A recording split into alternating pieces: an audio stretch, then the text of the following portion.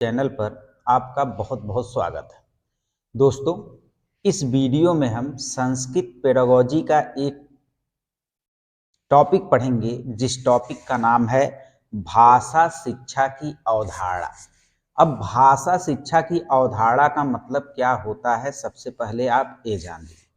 चाहे भाषा हिंदी हो, चाहे भाषा संस्कृत हो, चाहे भाषा उर्दू हो, चाहे भाषा अंग्रेजी हो, उसका एक कॉन्सेप्ट होता है, उसी को हम भाषा की अवधारणा कहते हैं या भाषा शिक्षा की अवधारणा कहते हैं। लेकिन सारे के सारे कॉन्सेप्ट सार्वभौमिक, अर्थात पूरे विश्व की कोई भी भाषा हो, सबका कॉन्सेप्ट जो है वो सार्वभौमिक है, ऐसा नोम चोम्स्की ने कहा है। मतलब सब में कर्ता कर्म और क्रिया आएगी, किसी में कर्ता शुरू में आएगा, किसी में कर्ता लास्ट में आ सकता है, किसी में कर्ता बीच में आ सकता है, लेकिन कर्ता आना है, क्रिया आना है, कर्म आना है। तो दोस्तों, हम अपने एग्जाम के अनुसार देखते हैं कि संस्कृत पेडागोजी में कैसे कैसे प्रश्न आ सकते हैं। चाहे आपको लिखना हो, चाहे आपको ऑब्जेक्टिव क्वेश्चन करना हो, चाहे जो क्वेश्चन करना हो, यहाँ से आपका क्वेश्चन छूटने वाला नहीं है। तो पहला देखिए, पहला टॉपिक है भाषा शिक्षण की अवधारणा। भाषा शिक्षा की अवधारणा। तो सबसे पहले हम लोग जानते हैं कि भाषा क्या है। तो भाषा मनुष्य के विचारों के आदान प्रदान करने का मुख्य साधन है। अब इसी को अगर संस्कृत में लिखा रहेगा तो देखिए, यहाँ पे मनुष्य के आया है। जब के आया है तो षष्ठी एक वचन, क्योंकि षष्ठी में का की के आता है, तो का की के आएगा तो षष्ठी एक वचन वहां पे मनुष्य के साथ लग जाएगा। और भाषा का भाषा ही रहेगा शब्द रूप, एक बार आपको देखना होगा। भाषा मानवस्य विचार विनिमयस्य प्रमुखम साधनम भवति। अर्थात भाषा जो होता है मानव के विचार विनिमय करने का प्रमुख साधन होता है।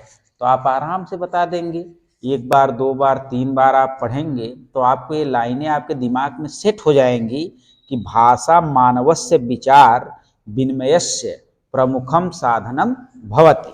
ऐसे ही भाषा जो होता है वो संप्रेषण का माध्यम होता है। दोस्तों, संप्रेषण क्या होता है? संप्रेषण का मतलब हम अपनी बात को सामने वाले को कितने अच्छे से समझा पा रहे हैं। जैसे हम हिंदी बोल रहे हैं तो सामने वाला हमारी भाषा को समझ जा रहा है, उसी को हम संप्रेषण कहते हैं। संप्रेषण के तीन तत्व होते हैं। एक तो जो वक्ता बोलता है, और दूसरा जो ग्राही सुनता है, और तीसरा जो संदेश मैसेज उसके पास जानकारी सूचना जाती है। अर्थात संप्रेषण के तीन पक्ष होते हैं, इसको आपको याद रखना है। तो जो भाषा होता है वो संप्रेषण का माध्यम होता है। हम अपनी बात को सामने वाले को क्या करते हैं, समझाते हैं भाषा के द्वारा। उसी को अगर संस्कृत पेडागोजी में संस्कृत में लिखा आएगा तो कैसा लिखा आएगा? भाषा, फिर देखिए यहाँ पे का आ गया तो षष्ठी एक वचन, भाषा संप्रेषणस्य माध्यमम अस्ति। देखिए, ऐसी संस्कृत बनाई गई है यहाँ पे कि आपके दिमाग में जब हिंदी आएगा कि भाषा संप्रेषण का माध्यम है, तो आपको भाषा का संस्कृत पहले लिखना है, उसके बाद संप्रेषण का लिखना है, फिर माध्यम का लिखना है, फिर है का लिखना। ऐसी संस्कृत का आपको ज्यादातर जगह नहीं मिलेंगी। आपको मिलेगा पूरा तोड़ मड़ोड़ के इधर उधर करके और संस्कृत आपको बना के दे दिया जाए, ताकि आप एकदम कंफ्यूज हो जाए कि मतलब अगर विद्यालय पहले लिखा है तो उसकी संस्कृत भी पहले होनी चाहिए। ऐसा कॉन्सेप्ट से मैंने इस संस्कृत का अनुवाद किया है, न कि विद्यालय बीच में आ जाए लास्ट में जाए। ऐसा भी संस्कृत का अनुवाद होता है, लेकिन मैंने ऐसा नहीं किया है। अगला देखिए, भाषा मौखिक, लिखित और सांकेतिक होते हैं। तो दोस्तों देखिए, भाषा जो होता है वो मौखिक भी होता है, लिखित भी होता है और सांकेतिक भी होता है। अब यहाँ पे भाषा की अगर बात करें तो जो लिखित भाषा होती है वो अस्थाई भाषा होती है। जैसे आप किसी से जमीन लिखवाने जाते हैं तो ऐसा तो थोड़ी न करते हैं कि मौखिक कभी नहीं करते हैं कि लीजिए 10 लाख ले लीजिए, एक बिस्सा जमीन मेरा, कहीं किसी के कहीं पे लिखवाने की जरूरत नहीं। क्यों? क्योंकि जो अलिखित यानी मौखिक भाषा होती है वो अस्थाई होती है। जबकि लिखित भाषा जो होती है वो अस्थाई होती है। और जब घर में आप किसी से, जैसे मान लीजिए पानी मांग रहे हैं अपने बच्चे से, तो आप कहते हैं पानी लाओ, तो ये जो बिना बोले आपने संकेत किया, इसे आप सांकेतिक भाषा कहते हैं। तो अर्थात भाषा मौखिक, लिखित एवं सांकेतिक होती है। इसको संस्कृत में कैसा लिखा रहेगा? संस्कृत में लिखा रहेगा भाषा मौखिकी लिखिता सांकेतिकी च भवति, यानी भाषा मौखिक, लिखित और सांकेतिक होती है। तो दोस्तों, इसमें इस वीडियो को जब आप पढ़ रहे हैं तो आपका संस्कृत पेडागोजी के साथ साथ हिंदी पेडागोजी भी तैयार होती जा रही है, क्योंकि दोनों सेम है, हिंदी और संस्कृत। बस संस्कृत का संस्कृत में लिखा रहेगा और हिंदी का हिंदी में, इंग्लिश का इंग्लिश में, और है तीनों भाषा ही। तो भाषा मौखिकी लिखिता सांकेतिकी च भवति, अर्थात भाषा मौखिक, लिखित और सांकेतिक होती है। अगला है दोस्तों कि भाषा शिक्षण की अवधारणा भाषा के अध्ययन और अध्यापन का मूल भाव है।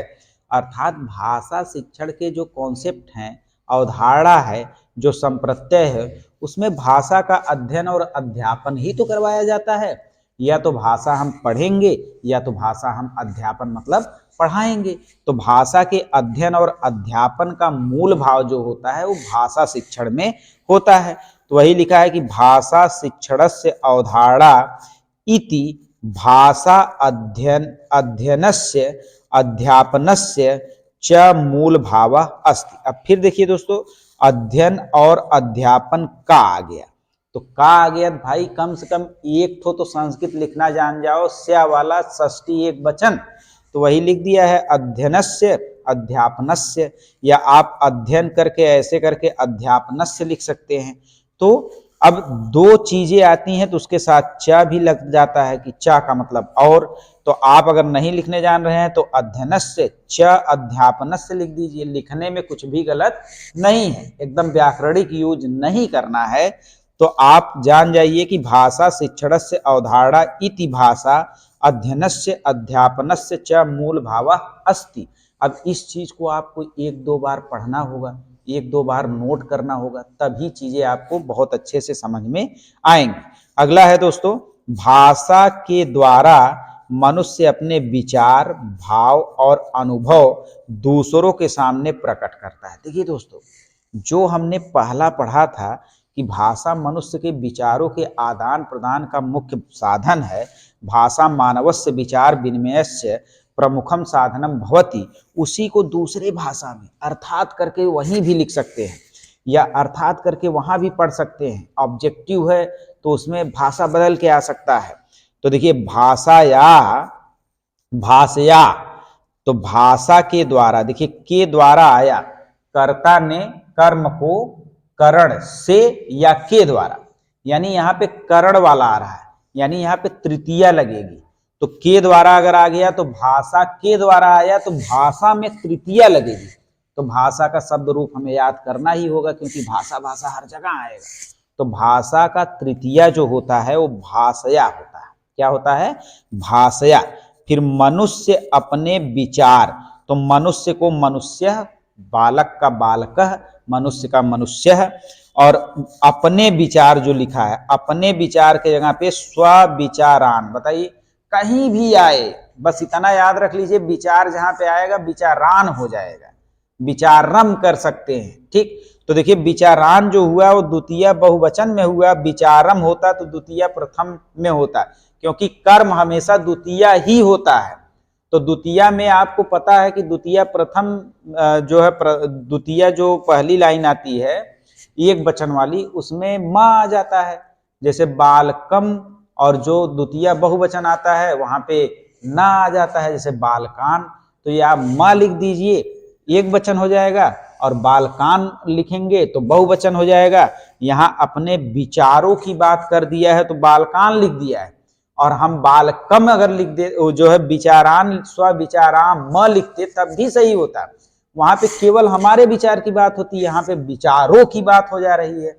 तो एक वचन, द्विवचन, बहुवचन कोई भी लिखेंगे पेडागोजी में गलत नहीं होगा भाई। आपको 2-3 शब्द रूप याद कर लेना है, भाषा का शब्द रूप याद कर लेना है, शिक्षण का याद कर लेना है, बालक का याद करेंगे तो वही शिक्षक का हो जाएगा, और ऐसे ऐसे मतलब 4-5 शब्द रूप और लकार आपको याद करने होंगे, और बहुत ज़्यादा कॉन्सेप्ट काम नहीं करना है। और इसी के डिस्क्रिप्शन में एक वीडियो मैं डाल दूंगा, एक वीडियो सिर्फ आप देख लीजिएगा कि अनुवाद कैसे करते हैं, उसमें मैं सब खुद बताया हूं कि मतलब कौन कौन सा याद करना है, कैसे कैसे, उसको देख लीजिएगा। ये पहला वीडियो थोड़ा सा लंबा आपको समझाने के पर्पज से बना रहा हूं, इसके बाद के वीडियो खटाखट एकदम जल्दी जल्दी बनाऊंगा, छोटा छोटा 20-20, 25-25 मिनट का। तो दोस्तों देखिए, भाषा मनुष्य स्वविचारान भावान अनुभवान च अन्येभ्य व्यक्तम करोति। सीधी सी बात है कि भाषा के द्वारा मनुष्य अपने विचार, अपने भाव, अपने अनुभव अन्येभ्य मतलब दूसरों के सामने व्यक्तम करोति। देखिए इतना सरल संस्कृत मैंने लिखा है कि इससे सरल कुछ हो ही नहीं सकता। क्यों सरल है? क्योंकि भाषा के द्वारा यहाँ पे आपके दिमाग में हिंदी में आया तो आपने लिख दिया भाषया।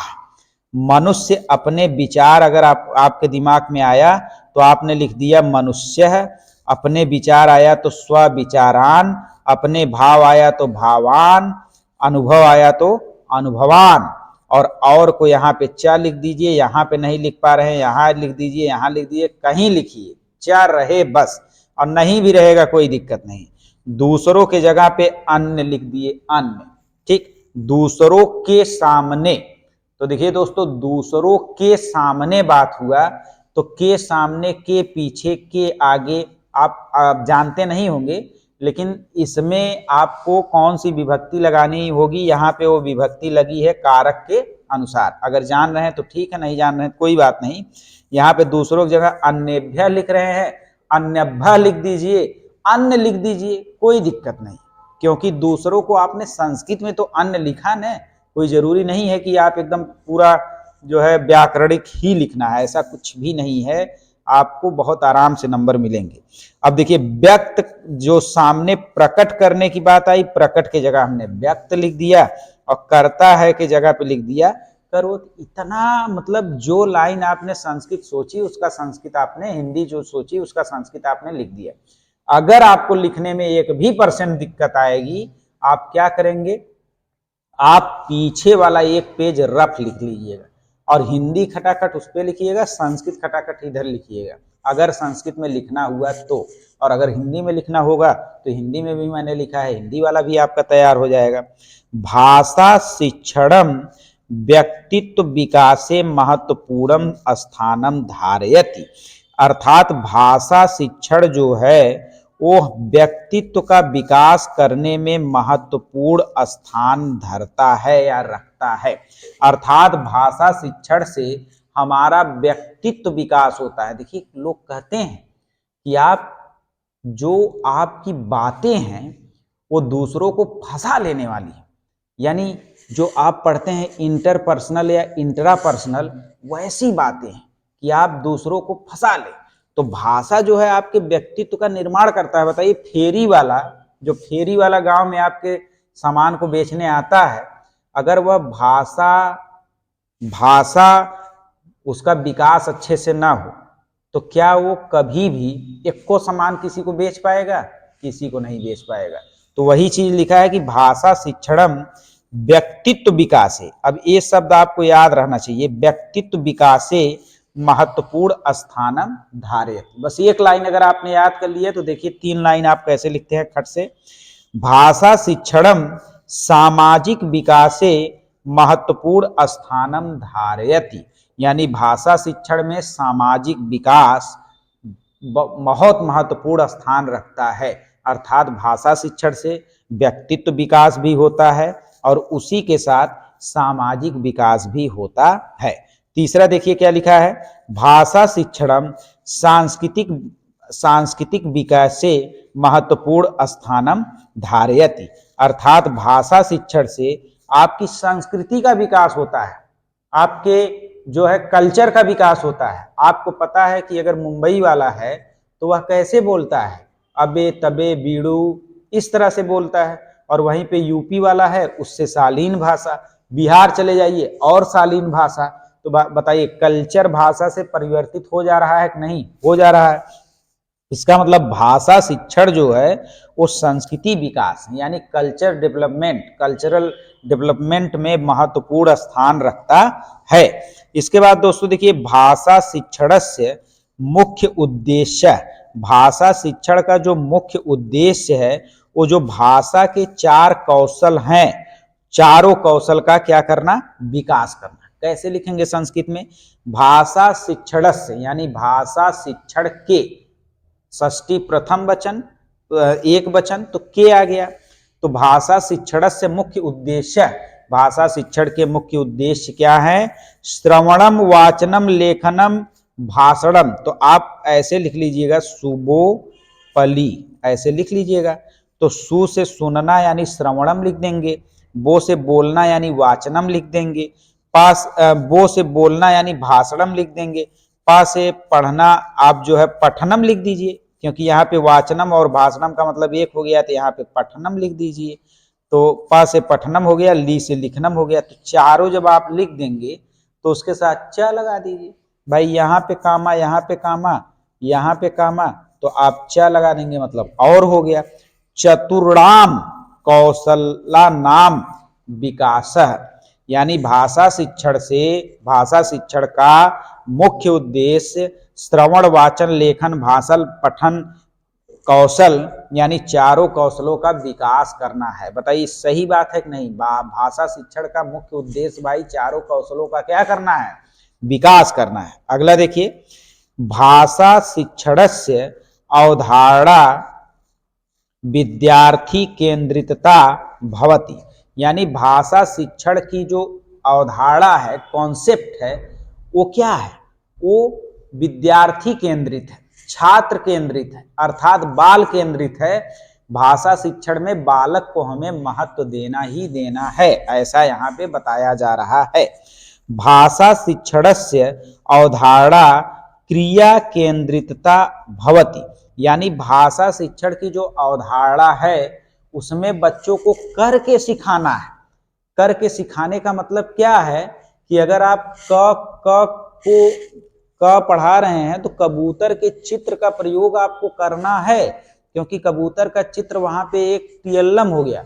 और अगर आप कोशिश कर सकते हैं क पढ़ाते समय वास्तविक कबूतर हो और उस कबूतर के चित्र को न देख के वास्तविक कबूतर को देख के बच्चा सीख रहा है, तो वह कबूतर यानी पक्षियों के बारे में भी सीख जाएगा। अर्थात बच्चे को करके सिखाना चाहिए।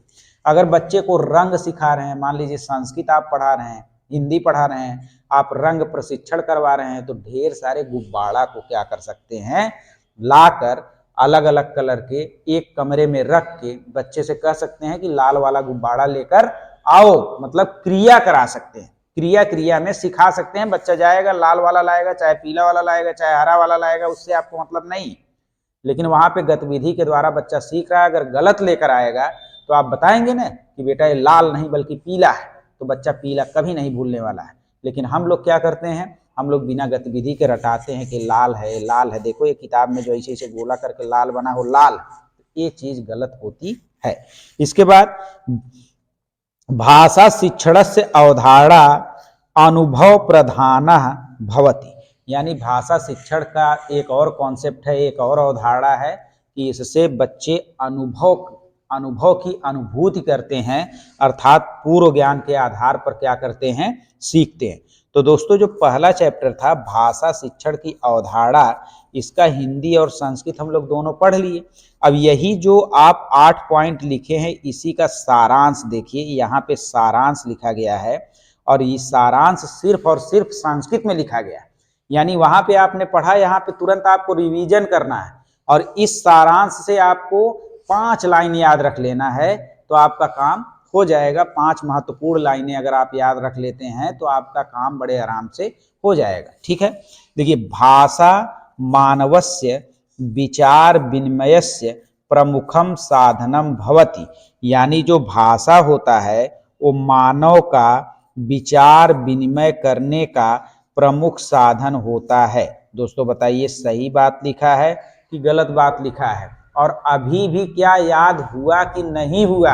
अब भी याद हुआ कि नहीं हुआ? 2 ही बार में आपको लग रहा होगा कि चीजें याद होने लगी, लेकिन इसी को अगर आप 10 बार पढ़ लेंगे, 5 बार पढ़ लेंगे, 4 बार पढ़ लेंगे, 3 ही बार पढ़ लेंगे तो चीजें आपके दिमाग में एकदम सेट हो जाएंगी। फिर परीक्षा देने से 2 दिन पहले यही वीडियो देख के आपको चले जाना है और आपको सेम टू सेम लिख के चले आना है कि भाषा मानवस्य विचार विनिमयस्य प्रमुखम साधनम भवति, अर्थात भाषा मानव के विचार विनिमय का प्रमुख साधन होता है।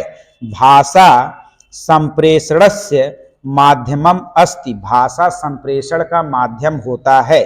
भाषा मौखिकी लिखिता सांकेतिकी च भवति, यानी भाषा मौखिक लिखित और सांकेतिक होती है।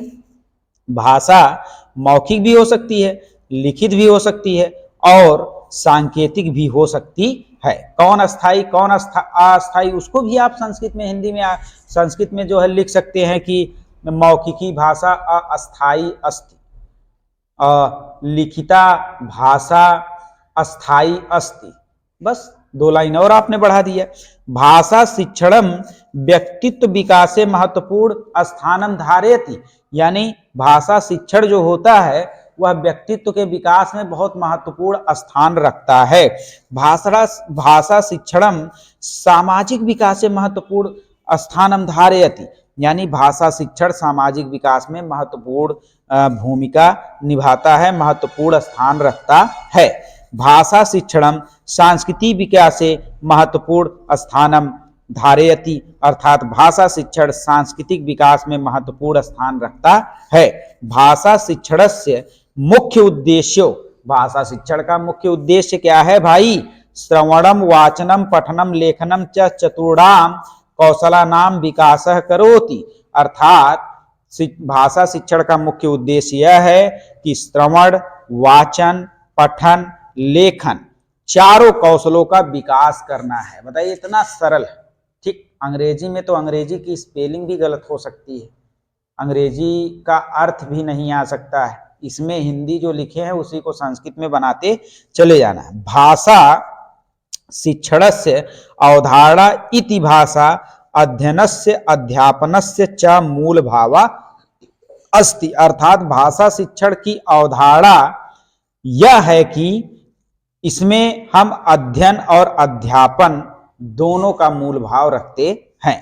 अर्थात भाषा शिक्षण की अवधारणा में भाषा का अध्ययन भी किया जाता है और भाषा का अध्यापन भी किया जाता है, यही भाषा शिक्षण का मूल भाव होता है।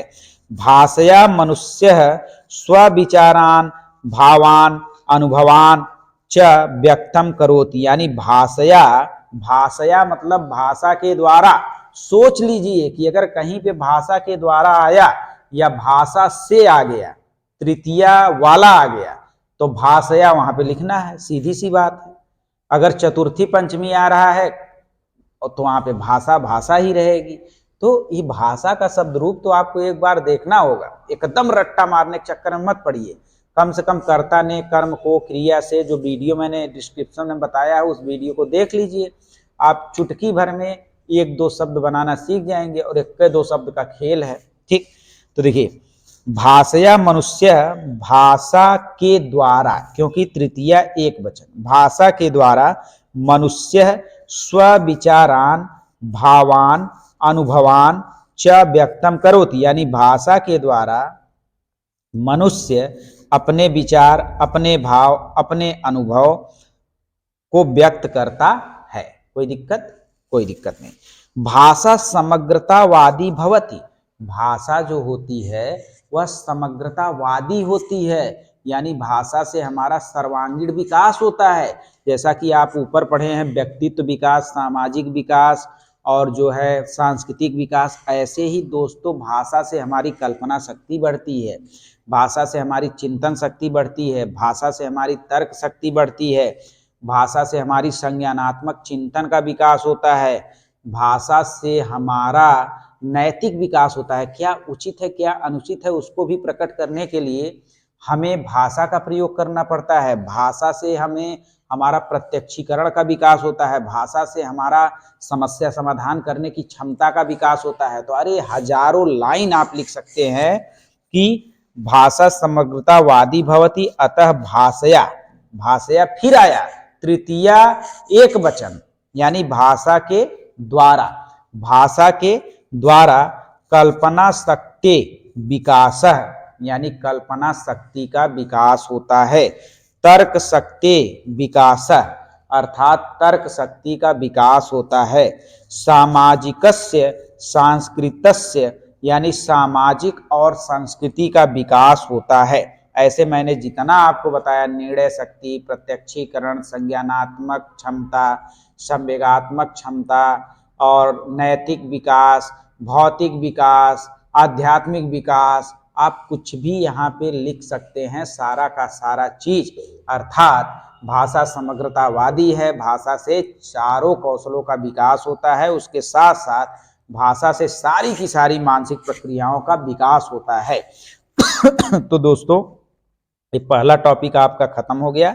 इसके बाद दूसरे वीडियो में हम पढ़ेंगे राष्ट्रीय शिक्षा नीति 2020 के अंतर्गत संस्कृत भाषा का क्या स्थान है। तो दोस्तों, बहुत बहुत धन्यवाद। वीडियो अगर आपने पूरा देखा है तो आशा करता हूं कि आपको चीज़ें समझ में आई होंगी। अगर चीज़ें समझ में आई हैं तो कमेंट करके ज़रूर कहिए कि आगे भी इसे कैरी ऑन किया जाए, और अगर नहीं समझ में आई हैं तो ठीक है, कोई दिक्कत नहीं है, जिसको समझ में आई है वो देखता रहे। बहुत बहुत धन्यवाद।